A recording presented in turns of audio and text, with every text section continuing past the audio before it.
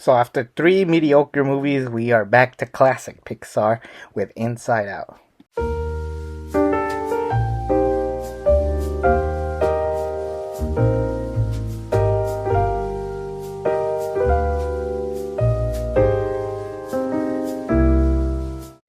So we're moving on to Inside Out, which was directed by Pete Docter, and right off the bat, this definitely caught my eye. It definitely looked like classic Pixar because it was just the animation, the color scheme. It just looked right. It looked like classic Pixar, and you know, after three straight mediocre movies, and then them taking a year off, it was like it's about time we got another one.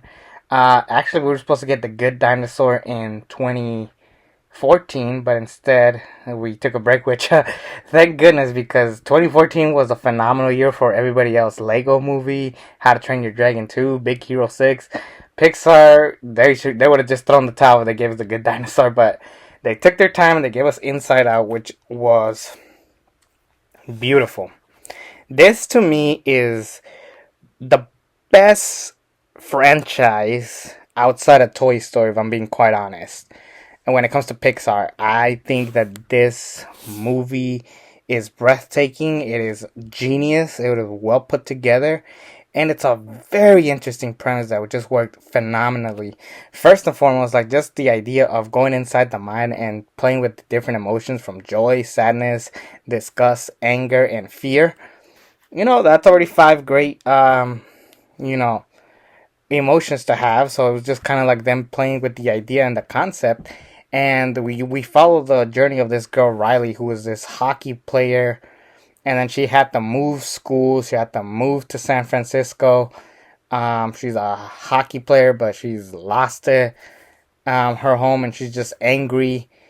Meanwhile, Joy is trying to honestly take over and just be like the top person that is just in charge of everything, and then Sadness seems to be ruining everything, and Joy's just not letting her shine, so she kind of pushes her to the side.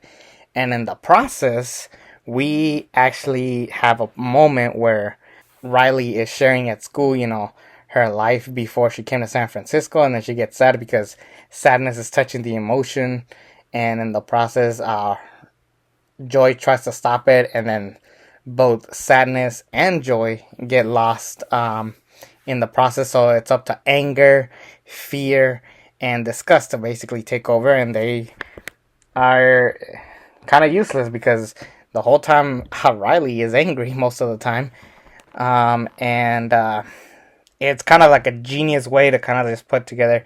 And then what I love about this movie, they actually even show other people's emotions. Now, the weird part, and hopefully they explain it in Inside Out 3 when that eventually happens, but in Inside Out, everybody has their own emotions, but Riley has regular emotions. Everybody else has either mustache, glasses. Even at the end credits, they show all these different people with different emotions, but that's just a nitpicky thing that you could just let slide and just get over it. There's a side of me that kind of wishes that all of the emotions looked exactly the same. Maybe change the voices up just to make it even more interesting. I don't know what they could have done, but I do love the part where the mom is trying to get the dad's attention, and then in his mind he's picturing football, and then eventually he talks to Riley, and then both anger emotions from Riley and the dad are going at it. It was genius. It was very smart. And meanwhile, Joy and Riley are gonna have to go through everything to make it back to headquarters, and in the process, Riley's losing hope and all the stuff that she loves, from being funny, being a hockey player. She's just losing everything in her life. And in the process, they bump into Bing Bong, who basically knows everything. And Bing Bong is basically Riley's imaginary friend as a kid. And, the plan was for them to do something important with Bing Bong and then have her remember Bing Bong. But you kind of learn, okay, it's time for Bing Bong to go. His death was very tragic and very sad, and it just made you really, really fall for how well put together the writing is for this movie. Like I said, Pete Docter is the GOAT when it comes to Pixar. He probably has some of my favorite movies in the series, even though I think still to this day Finding Nemo is still my favorite, but this one's damn near close.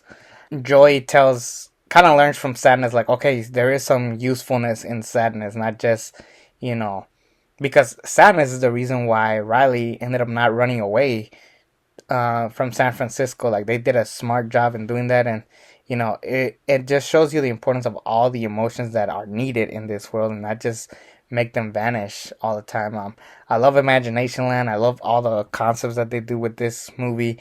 Inside Out is hands down one of the best. Inside Out was what Toy Story is today, where it's like, I feel like they should have taken a break from 2011 to 2014, and then they come back with this, because you could have skipped Cars 2, Brave, and Monsters University, and you could have just jumped right into Inside Out. And then maybe that's what Pixar needed. They needed a long break, and then take a break from everything, and then come back when it was time. And this would have been the perfect time to come back, because Inside Out is hands down one of the best in the franchise, and I love Pixar because of it. And it's made me basically have hope for Inside Out. There's like nothing wrong with this movie. Everything about it is just well put together. The creativity, the gags, like they had a moment where they throw in like old songs just to mess with anger. Sometimes it was funny. It was just well put together, and I just love the writing. I love the actors. I love who played them. I thought they did a good job of picking the actors and actresses for each emotion. I don't hate this movie. Again, I'm giving it an A+, and yeah, I'm really happy. See what I did there? But there, it's time to go back to mediocre Pixar, because the next review is The Good Dinosaur. Oof. Well, uh, I'll see you when I get to that one. You guys might be shocked at what I'm about to say about that movie. Anyways, take care.